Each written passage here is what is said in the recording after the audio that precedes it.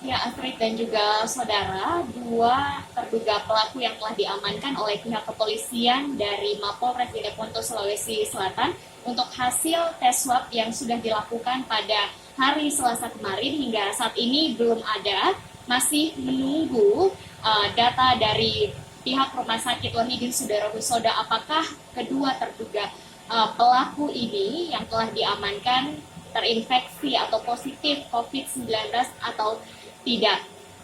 Informasi yang kami dapatkan dari Kabag Humas Polres Jeneponto, Sulawesi Selatan menyatakan hari ini telah ditetapkan satu orang sebagai tersangka, yaitu Ali ataupun Sandi, yang sebelumnya telah diamankan oleh pihak kepolisian. Sandi ditetapkan sebagai tersangka karena diduga sebagai provokator dalam insiden pembongkaran peti jenazah almarhum SA yang terinfeksi positif COVID-19 setelah hasil swab dari Rumah Sakit Lanto Denpasar Jeneponto dinyatakan positif.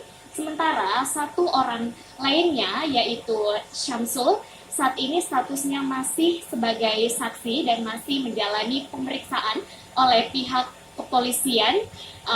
Syamsul diamankan karena ia merupakan adik dari salah satu orang terduga provokator yang hingga saat ini masih dikejar oleh pihak kepolisian dari Mapolres Jeneponto, Sulawesi Selatan. Selain itu, Syamsul pun juga turut hadir dalam insiden pembongkaran peti jenazah almarhum SA yang terinfeksi positif COVID-19 pada hari Sabtu 4 Juli 2020 lalu. Astrid.